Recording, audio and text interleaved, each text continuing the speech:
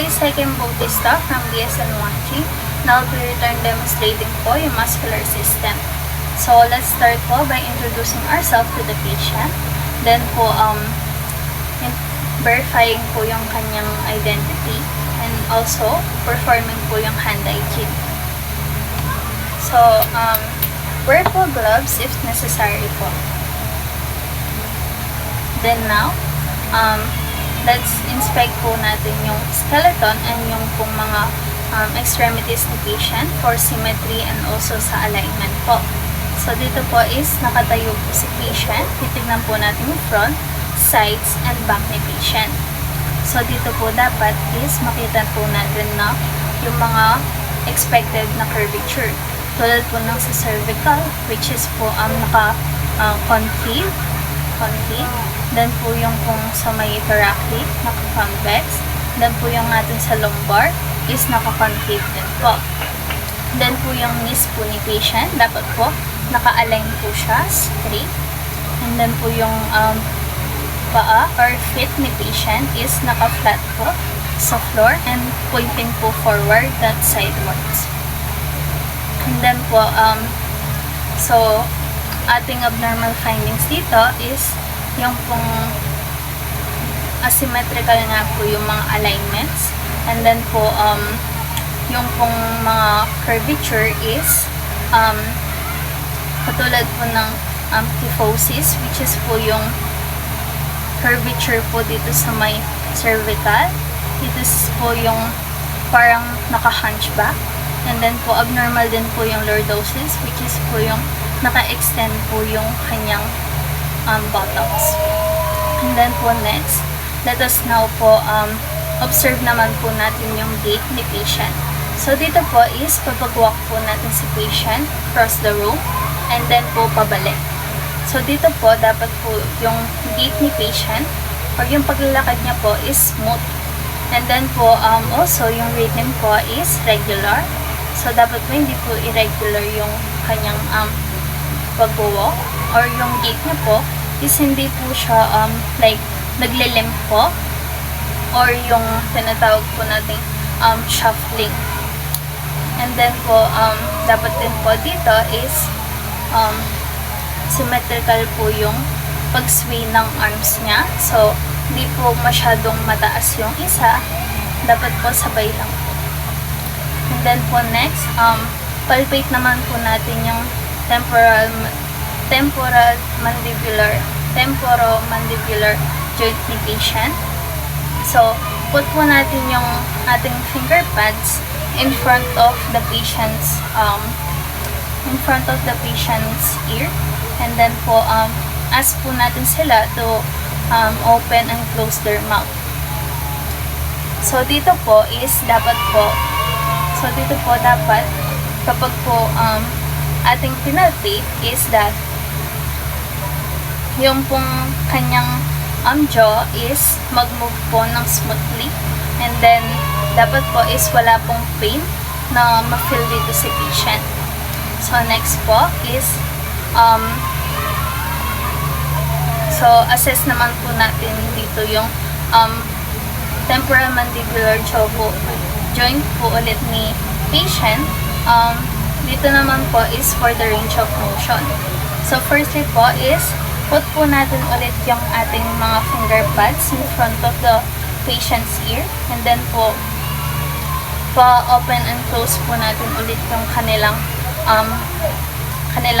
bibig.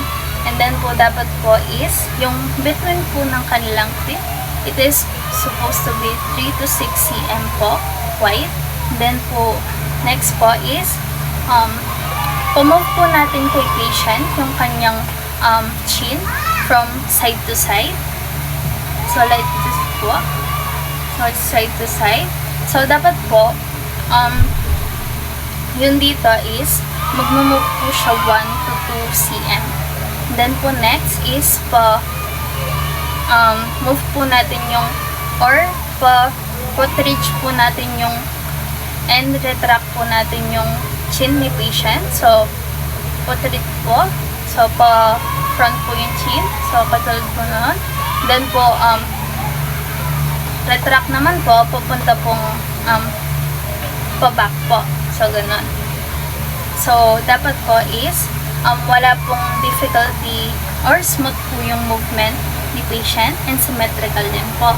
So, dapat po is wala pong ma-feel na pain. So, and then po, dapat po hindi po siya or hindi po limited yung kanyang range of motion. Then po, next naman po is inspect naman po and palpate natin yung kanyang neck for symmetry. So, dito po is bilaterally po natin siyang ipapalpate.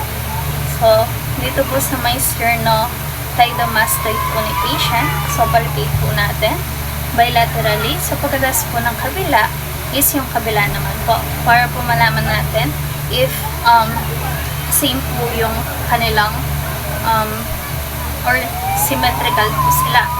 So, dito po is symmetrical po yung kanyang neck. So, yung pong muscle niya is firm and wala pong pain na ma-feel dito sa patient.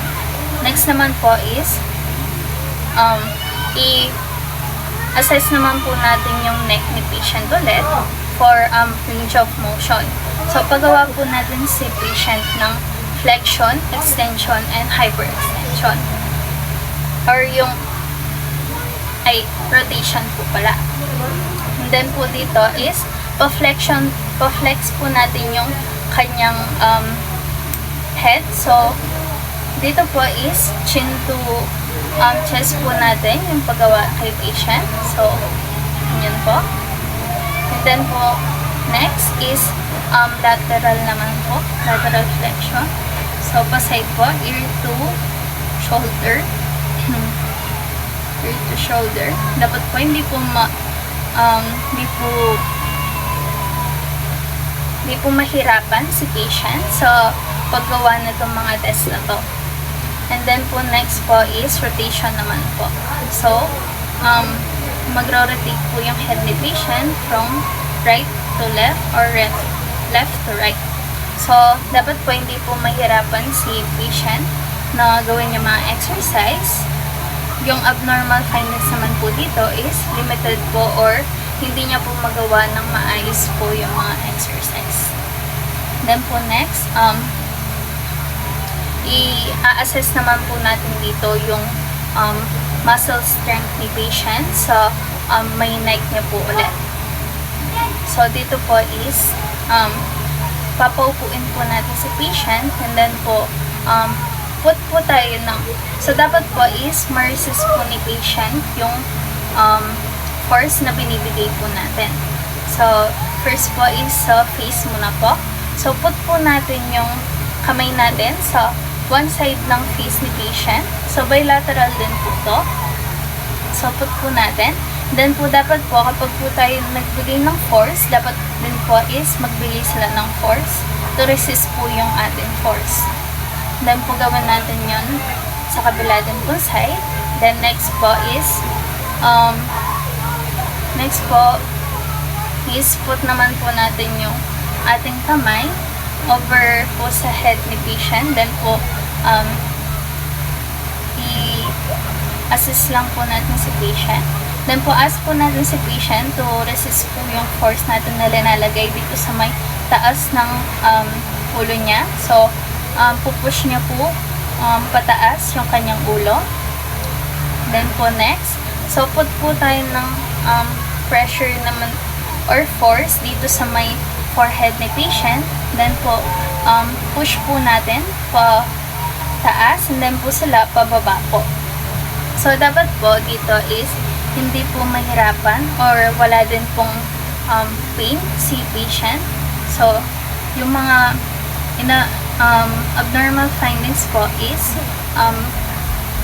yun nga po is hindi po wala po siyang strength. And then po yung normal findings is symmetrical po or bilaterally symmetrical yung strength na nabibigay ni patient.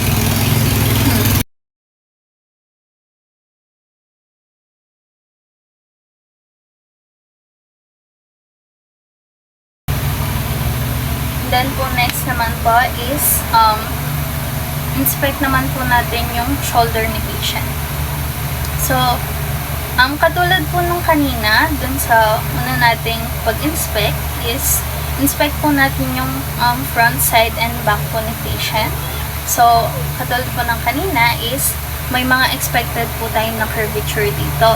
Katulad po nga nung dun sa may cervical, sa thoracic, and sa lumbar. So, dito po is dapat po wala pong makikita na sobra po yung curvature or like kyphosis, lordosis, and also yung scoliosis, which is po yung S po na curvature. And mapapansin po yung ating scoliosis by titignan po natin sa shoulder ni patient. So, kapag po hindi pantay, it can be due to scoliosis po. And then, now po is assess naman po natin yung range of motion ni patient. So flexion po muna. So, flexion po is bend po siya forward. So, sa patient, magbe-bend po forward. And then po, dapat po is makuha niya is 75 degree. And then po, extension, then po hyperextension po back po. So dapat po dito is 30 degrees lang po. And then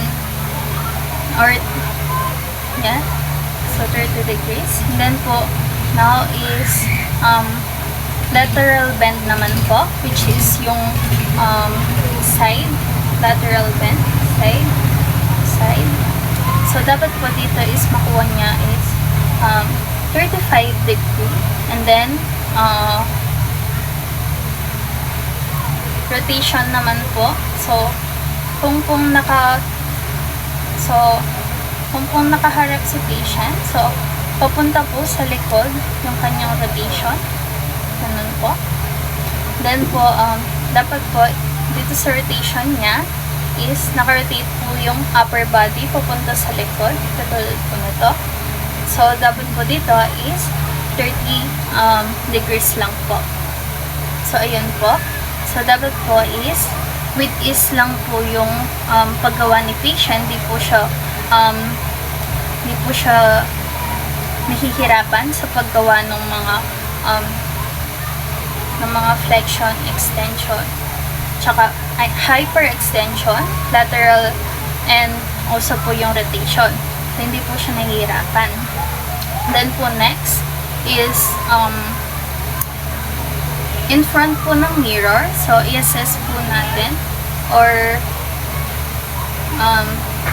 itap po natin yung spinal ni patient. So, dapat po sa front po ni patient is may mirror para po makita natin yung kanyang emotion or yung kanyang if not in pain po si patient.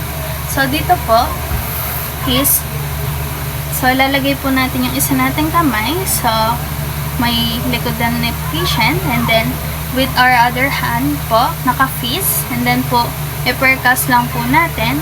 Dapat po hindi po masaktan si patient sa ating pag-percuss. And abnormal findings naman po is may pain po sa pag-percuss natin sa may likod ni patient. And then po now, palpate naman po natin yung neck ni patient po ulit. So, sa mga spinal cords po. So, palpate lang po natin.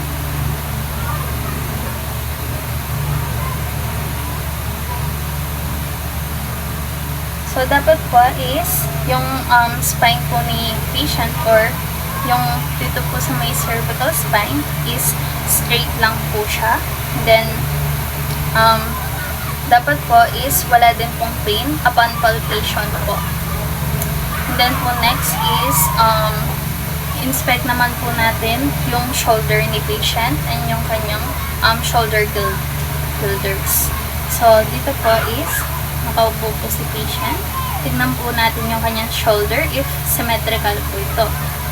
So, kapag po hindi symmetrical is may be due to scoliosis na po. So inspect po natin. So, pantay po yung kanyang shoulder. So, yung pong shoulder niya is nasa level naman po. So, symmetrical. Then po, rounded po yung kanyang girdles. So, yan po.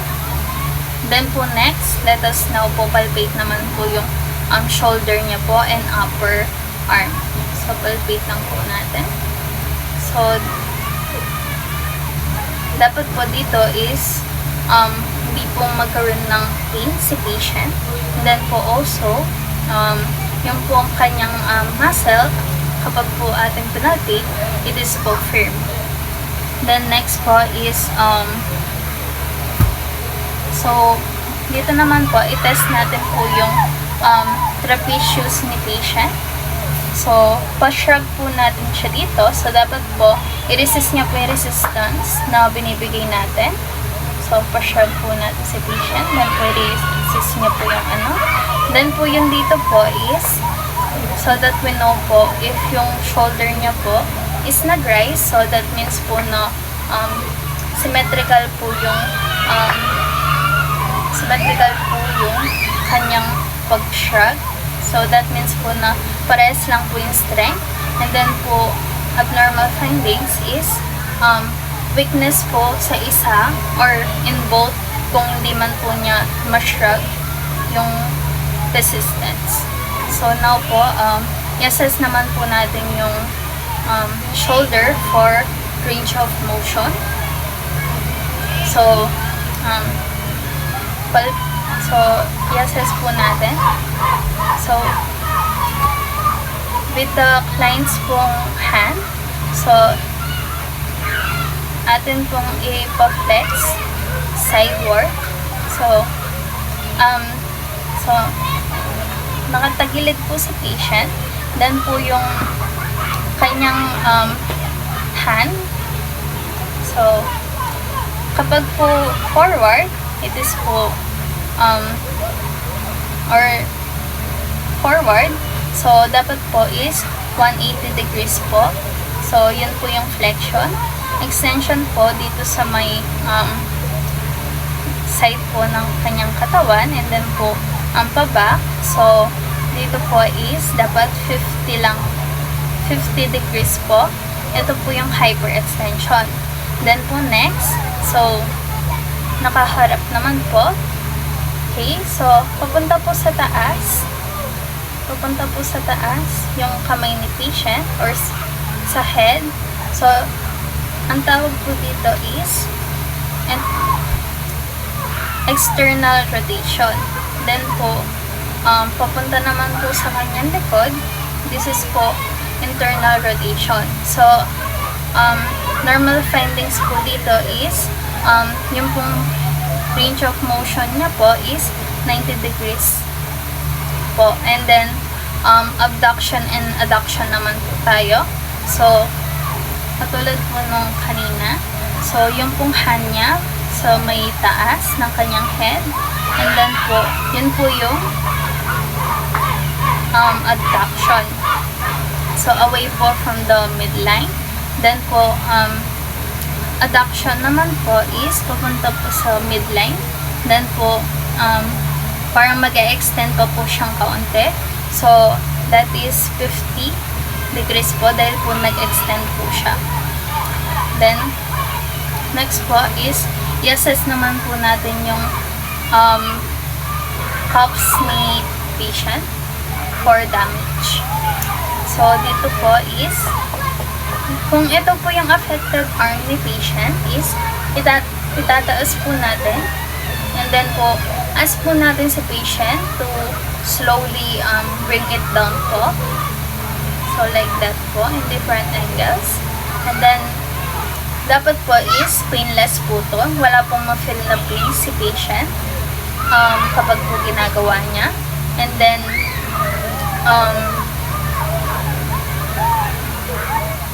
So nagagawa niya po yung ma-lower yung kanyang shoulder with ease po. And so next po, i-assess naman po natin yung arms ni patient for muscle tone. So dito po is titignan po natin yung muscle tone ni patient sa elbow, sa kanyang wrist, and sa mga fingers niya po. So dito po is palpate lang po natin. Then po i-flex po natin and extend. Then ganun din po sa kanyang wrist, flex and extend, and then po sa kanyang mga finger. So flex and extend. So dapat po dito is si patient po is ma-flex niya po yung or ma-move niya po smoothly yung kanyang mga elbow, wrist, and fingers. So yung pong so dito po is may resistance din po sa movement. So counting tension po sa movement na ginagawa natin, kuwari lang po minove natin. So meron pong kaunting resistance na ma-feel upon po yung pag-flex natin ng kanyang arm. And then po yung mga abnormal findings is meron pong mga pain sa pag-assess po natin ng kanyang arms. And then po now, assess naman po natin yung arms ni patient for symmetry. Ay yung asymmetry po, yung muscle strength, and yung yun po, so yung symmetrical muscle strength po. Then now po ay ano po natin si patient. So with the patient sitting or standing po, so yung pong kanyang hand, so extend po natin. Then po kapag po flex natin is dapat po may resistance. Then po ganun din po sa may sa may triceps. So dapat po kapag po hinila natin is may resistance po si patient, while kapag po tayo sa may biceps po, so kapag po pinush natin is may resistance po away. So ayun po. So dapat po both side po ng kanyang arm is bilaterally symmetrical po sa muscle strength. Then po wala din pong dapat pain dito. So next po, palpate naman po natin yung kanyang elbows for pain po. So kapag po pinalpate natin yung kanyang elbows, dapat po wala pong pain or mga hits po or edema na ma-feel kapag po pinalpate natin yung kanyang elbow. Then next naman po is i-assess naman po natin yung elbow niya or range of motion din po. So i-flex po natin yung kanyang elbow. Flex po natin yung kanyang elbow. Then po so i-bring po natin yung hand po niya close to the face. And then po extend po natin. So straight po dapat kapag extend. So then po dito is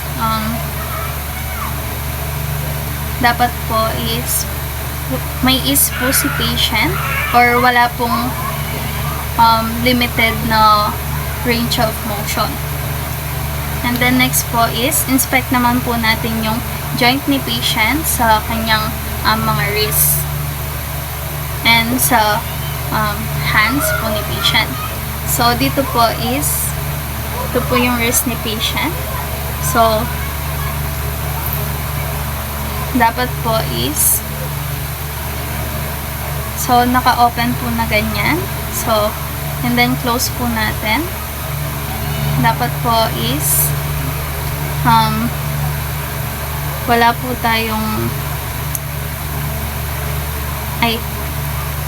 so, ito po yung hand kumari po ni patient. And then po, dapat po is complete po yung kanyang mga digits or yung kanyang mga fingers. So, 5 po each hand.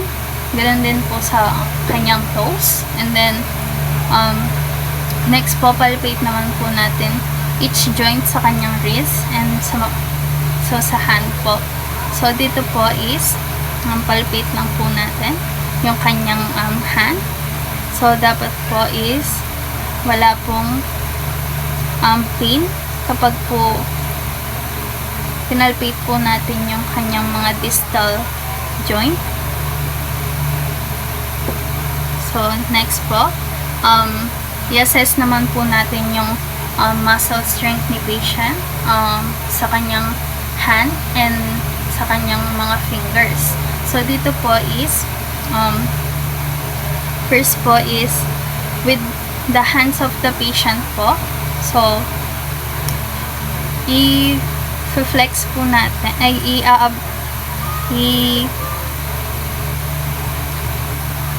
so, with the hands of the patient po, so, i-extend po natin and i-flex po natin. So, dapat po dito is wala pong discomfort si patient. And then po, next is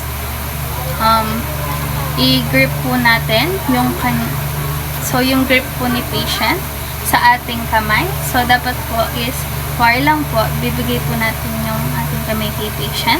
Then po, ask po natin sila to hold po yung ating finger. Then po, pa-squish po natin or pag-grip po natin sa kanila. Then po, i-test po natin if meron pong muscle weakness dito sa kanyang kamay or bilaterally strong po yung kanyang both na hands. Then po, next po is sa kanya pong wrist, hyperflexion and extension. So, ito po is flexion. Then po, ito po is extension. Then, hyperextension. So, dapat po dito is wala pong pain and hindi po nahihirapan si patient sa range of motion. Then, sa kanya naman pong mga fingers, so, flexion, extension, flexion, and hyperextension po yung nakataas. So, wala din pong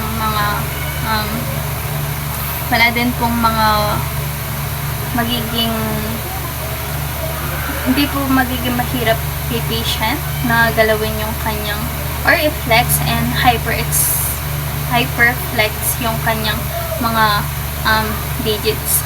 Then po, abduction and then adduction. Dapat po, ma-move po ni patient symmetrically both sa kanyang mga hands. Then po, next is flexion of all fingers po. So, ganyan. Flexion or fingers. Then po, yung kanyang thumb naman. So, dapat po is ma-flex niya po and extend yung kanyang fingers. Then po, yun po. Let's now po assess naman po yung carpals ni patient. So, yung pong gagawin natin dito is Phalen's test and also yung Tinel's test po. So, Phalen's test po is yung nakaganto po yung kamay ni patient. Then po, meron pong parang siwang po dito. So, dapat po, kapag po nagagawa ni patient to, is wala pong pain. Both po sa Phalen's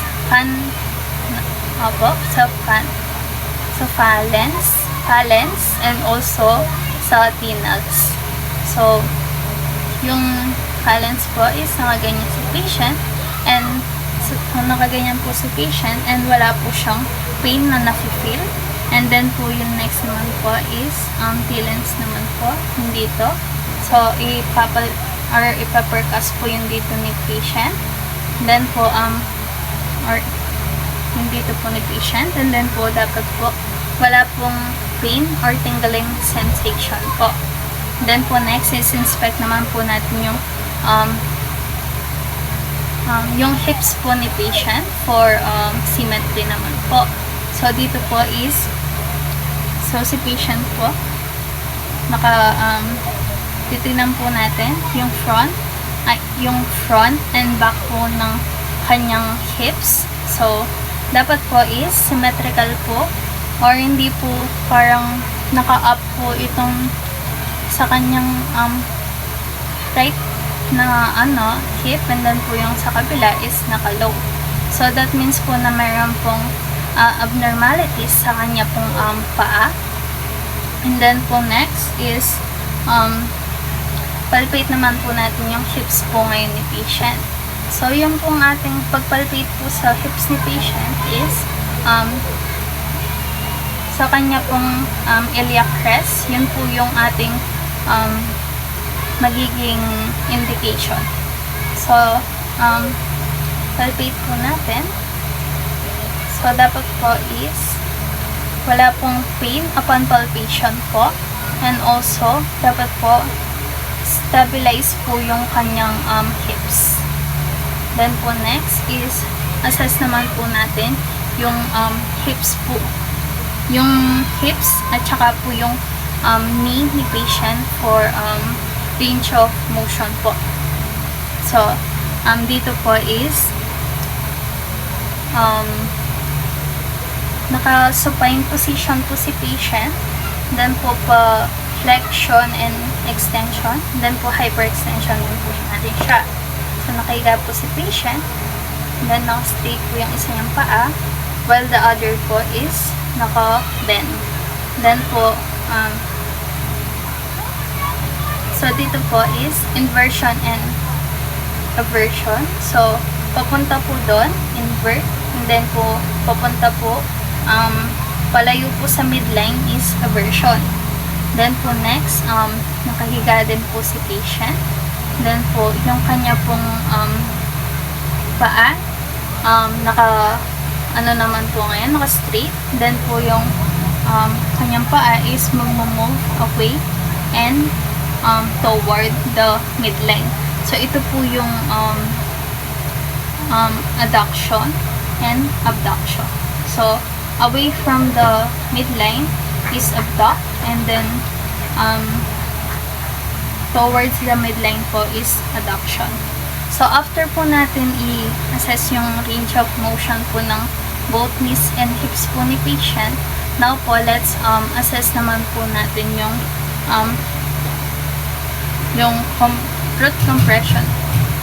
Nerve root compression ni patient. So, dito po is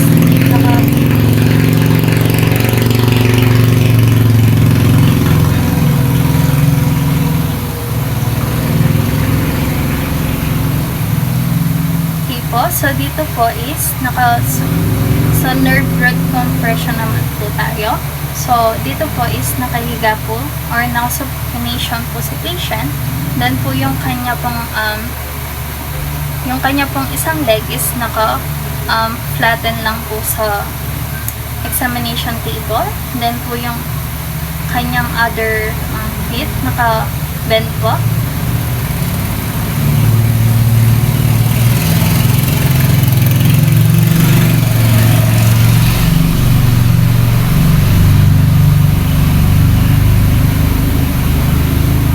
And then po, ipupush po natin yung kanyang feet papunta po sa kanyang upper extreme, sa kanya pong torso.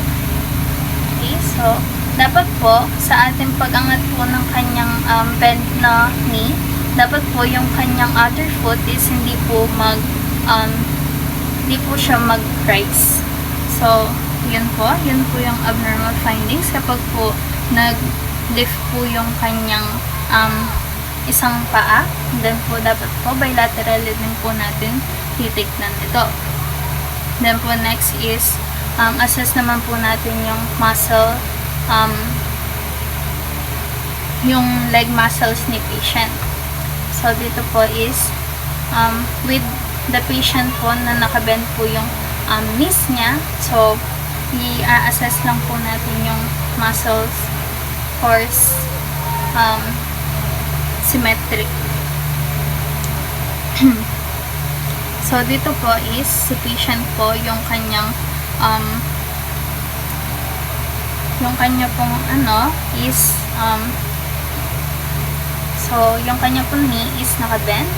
Then po, i-measure lang po natin. So, sa may upper. Then po sa may lower. Then po, titignan po natin. Yun dun po sa nakabend na knee.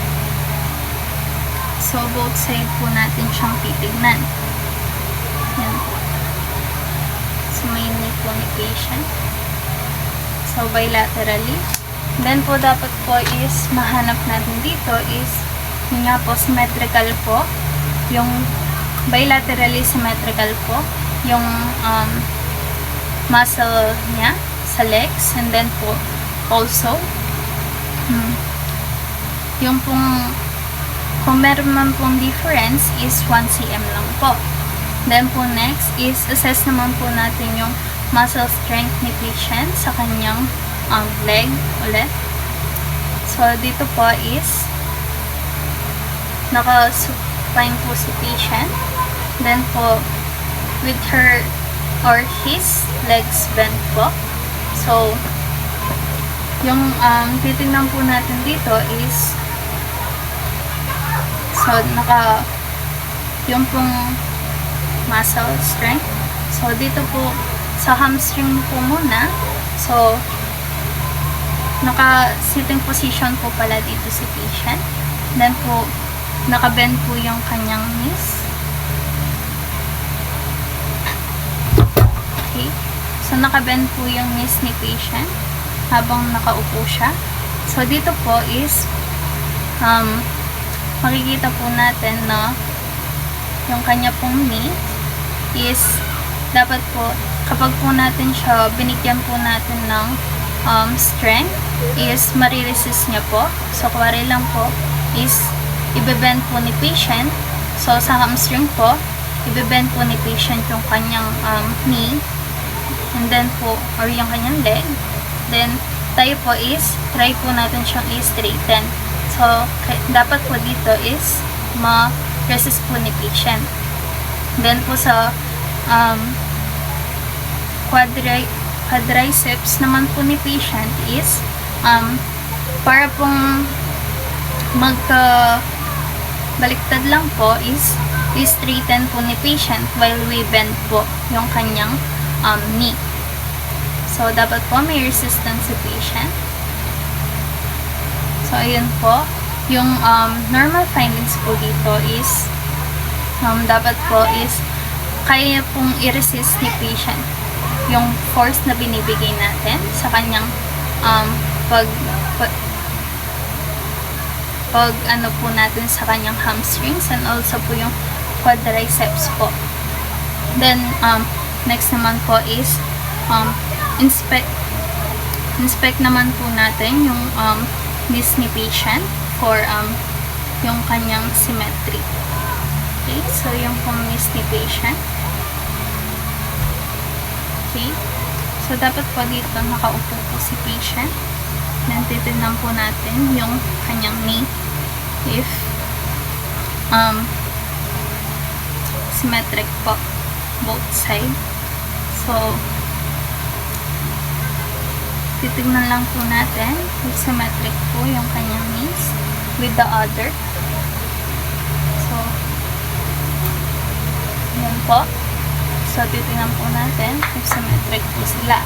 So, normal findings is symmetric na po yung kanyang knees and then naka-line up po siya sa may tibia. So, yung pong abnormal findings dito is bow leg or yung nakaganyan po yung paa. And then po yung next naman po is yung knee knock knee pala. Knock knee which is po yung ang kabaliktaran po ng bow leg, which is po yung nakapaloob po yung kanyang knee. So, para po siyang nanak. Then po next, so, i-palpate naman po natin yung kanyang knee for contours po. So, ito po yung knee ni patient. So, i-feel po lang po natin for any pain po or edema. So, dapat po yung ma-feel po natin is smooth lang po yung knee ni patient.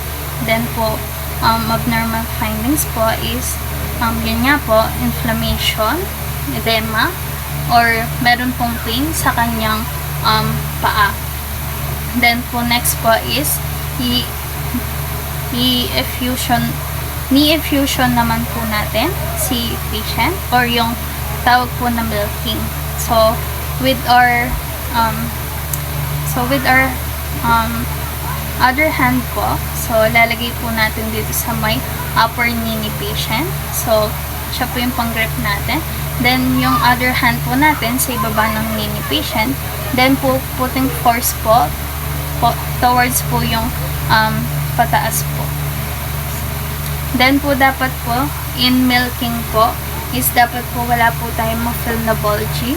And then dapat din po is hindi po parang yung patela ni patient is nakalutang. So that's abnormal po. Then now po, assess naman po natin yung range of motion ng paa ni patient or yung knee niya. So, papatayuin po natin dito si patient. Then po, yan. So, kanya pong paa. So, flexion po natin. Bend knees po. So, yan po. Flexion. So, pa-backward po yung flexion. Extension. Still po sa middle.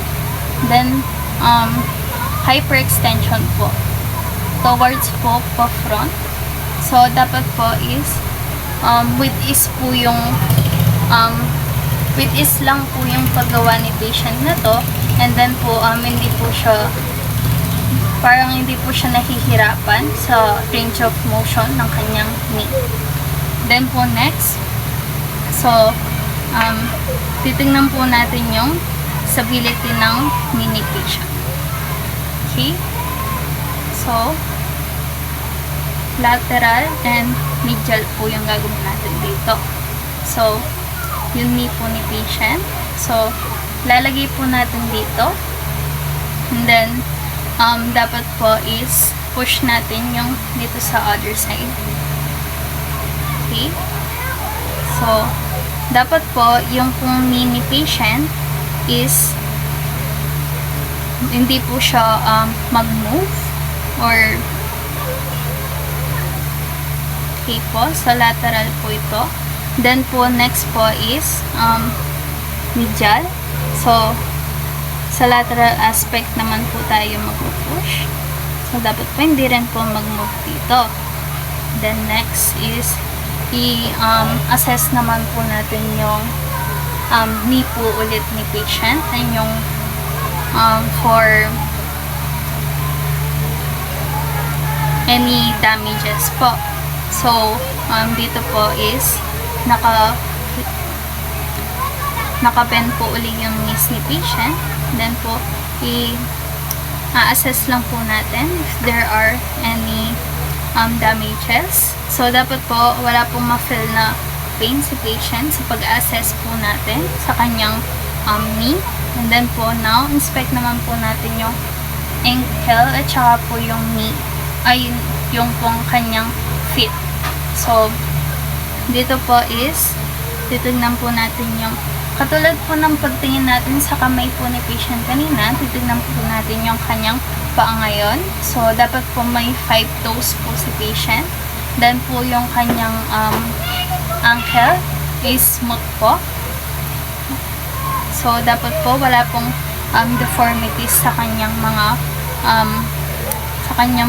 toes. And then, next, so, palpate naman po natin yung kanyang ankle and yung feet ni patient for contours. So, now po, palpate po natin. Okay. And then then po bilaterally. Okay, sa kanyang ankle po. Okay,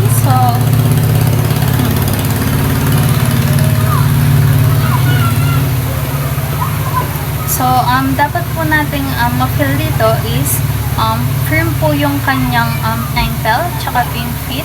So, smooth po. Wala pong mga makakapang edema. Wala din pong pain.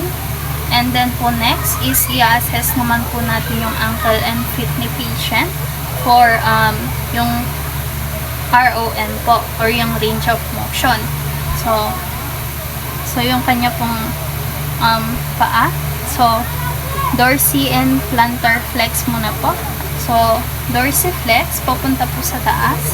Then, plantar flex, papunta po sa floor. Plantar. So, then po next, eversion and inversion. So, inversion, yung pong papunta po sa midline or papunta po paloob. And then po, eversion naman is papunta po dito sa may palabas po. And then next po is adduction and abduction. So adduction sa kanyang paa, it is po yung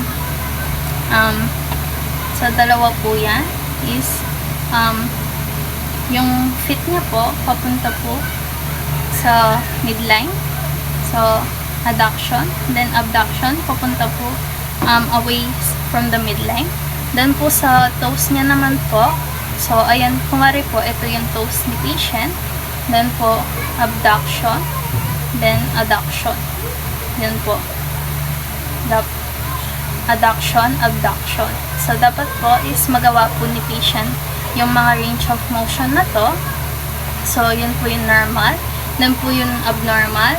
Limited po yung kanyang range of motion or hindi po niya kayang gawin yung mga exercise na ginawa natin. Then po next is i-assess naman po natin ngayon yung fit for yung muscle po ni patient. So titignan po natin yung strength po ng paa ni patient ngayon. Okay? So higa po natin si patient. Then po yung kanyang feet. So ipaparesist po natin kay patient yung gagawin po nating force. So, una po is dorsiflex. Then po, kapag po na-dorsiflex si patient, so, punta po natin pa i-force. Maglagay po tayo ng force pababa. And then po, kailangan po niyang i-resist. Then po, plantar flex. Ganun din po. So, pataas naman po. Then po, kailangan niya po itong ma-resist. So, dapat po dito is equal po yung kanyang bilaterally equal po yung strength niya in both feet. And then po, dapat po pares nga po yung kanyang strength sa both feet. Then po yung abnormal findings is unequal po.